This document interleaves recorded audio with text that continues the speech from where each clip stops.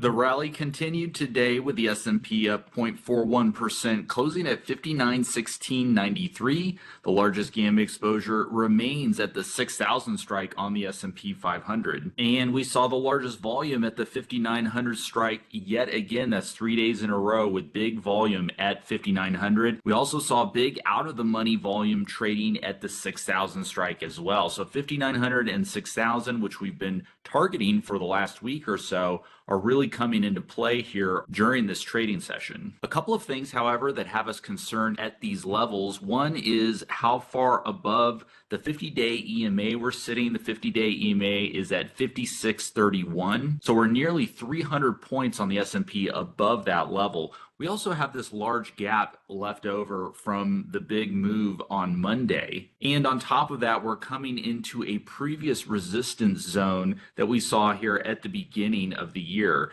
So all of these factors combined point to potential resistance around these levels between 5,900 and 6,000. And so what we've been doing in our portfolios is locking in profits on our long positions, rolling our hedges where necessary in order to capture potential market movements if we do see any kind of retracement. In terms of our historical gamma exposure, we've basically been in positive gamma exposure ever since this April 23rd close, where the S&P closed above the zero gamma exposure line.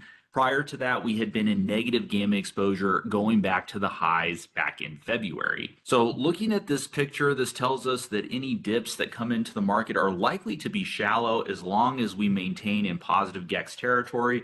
And you can see we are continuing to trend higher in terms of gamma exposure, basically just signifying that we are entrenched in a buy the dip environment. Thanks, Anthony. Looking at the NASDAQ, QQQ in this instance, 520 is the largest GEX cluster. You can still see 525 has a lot of meaningful GEX. It's the second largest GEX cluster. We came close to touching 522 today, so we're getting very close to that target. I actually had an intraday short. It worked out quite well because QQQ wicked from that intraday high, but I still would not rule out a test of that 525 level tomorrow, which would be a good day since it's OpEx Friday. That said, I'm still looking for a dip. Like you said, Anthony, it's probably going to be a shallow dip, but it'd be nice to see, just enough to scare the bulls and provide a good buying opportunity. Maybe we close this gap down toward 490. And I also noticed that for tomorrow, 525 is still the largest individual GEX cluster on the map. So that adds conviction on my part that we still have a shot to see QQQ reach that level tomorrow. Next, let's take a look at gold by analyzing the gold ETF GLD, up 1.6% today, closing at 297.84. If you've been watching our YouTube channel for a while, you know this is a security that we're actively trading options on. The largest gamma exposure concentration is currently at the 310 strike. I also noted over 80,000 contracts traded at the 325 strike. So a ton of way out of the money contracts being traded today here in the options market.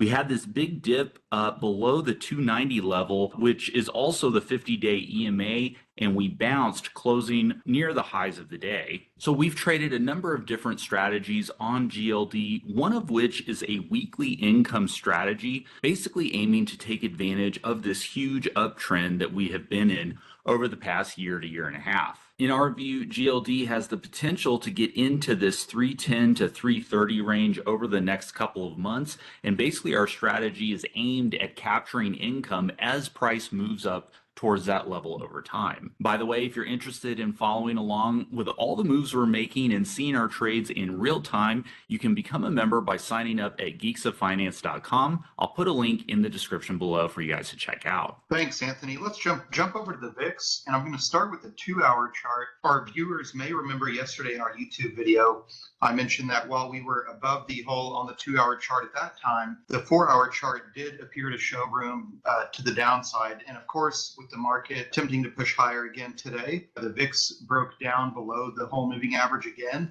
And it looks like we have a shot at reaching 17 to 1720 on, which would be this lower Kellner channel on the 2-hour chart. Now, everybody out there is going to want to keep in mind we do have the VIX monthly option expiration Wednesday morning pre-market after OpEx this Friday. So we could see some volatility and potentially an important pivot point for the VIX leading up to that Wednesday pre-market. And also note, despite the VIX level moving down today, closer to that bottom of the 2-hour Keltner channel, losing the retest of the daily full moving average, which is at 1881 now, we did see volume mostly at higher strikes. So a lot of volume here at 25, which is quite a ways away, given that we're all the way in the 17s now. Some volume at 30 and lots of volume at 42.5, 45, and 47.5. So once again, not predicting or saying that we're going to reach 42.5. But while the VIX is low, it seems that participants are interested in adding hedges and protection at these lower levels. Thanks, Sean. Next, let's take a look at Palantir. Palantir, a huge mover over the last 3 weeks, trading from the low 70s to now just below 130. We actually went above 130 yesterday. But look at this gamma exposure, concentrated now between 130 and 150. And we also saw large volume in the options market at the 150 strike today, over 50,000 contracts trading at that strike alone. So still big speculation, big trading activity at these higher strikes. In terms of the price action, Palantir has broke above this level at the 125 resistance and has seen a little bit of a retest today. This 130 level is also our upper dealer cluster zone, so it could be that dealers are selling shares of the underlying security as price trades above this 130 strike. We saw this 2 times during this move to the 125 strike. The dealer cluster zone has now moved higher, indicating that the focus is around this 130 strike. So our bet is that if price moves back up into this 130 to 140 zone, that's going to be met with some resistance and some selling pressure, even though we are starting to see volume and gamma exposure growing at these higher strikes. It's definitely something to pay attention to, but as far as our portfolios go, we're not adding long positions in Palantir based on this current setup. Let's take a look at Intel, INTC. Intel is in the semiconductor sector, though the market has not always treated the stock kindly as they have the rest of the semis over the last several years. So, but I'm just looking at it specifically at this point on the basis of the GEX picture, as well as the chart. It does look constructive, even though it's been lagging some of the other semis like NVIDIA that have already reached their upper Keltner channels and the upper dealer cluster zones. You know, we've been in an ascending pattern since the early April lows. We have very large GEX at 20. I would look at this as a support area. And the volume today, as well as a lot of positive GEX, exists at higher strikes. So we have 22, which is very close to today's price. 21.55 is where we close. We have a lot of GEX at 25, which I think is a very good upside target to keep in mind, and even at 30. And you can see our zero gamma level is at 22. So this might be a point of kind of a maximum pain target. That's still 2.5% higher than where we are. So if we get close to 22 tomorrow, you know, if I were day trading this, I'd be pretty happy. Not that that's going to happen, but it's a possibility.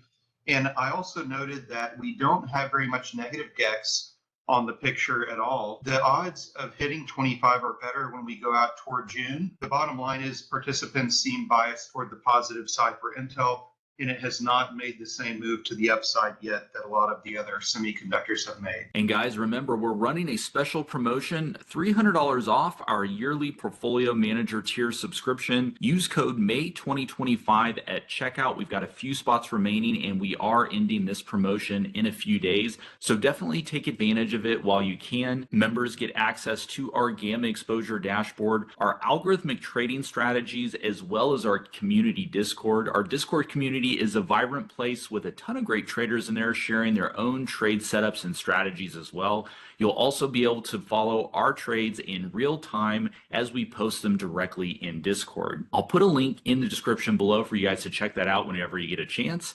Thanks so much, everybody, for watching, and we'll see you guys in the next video.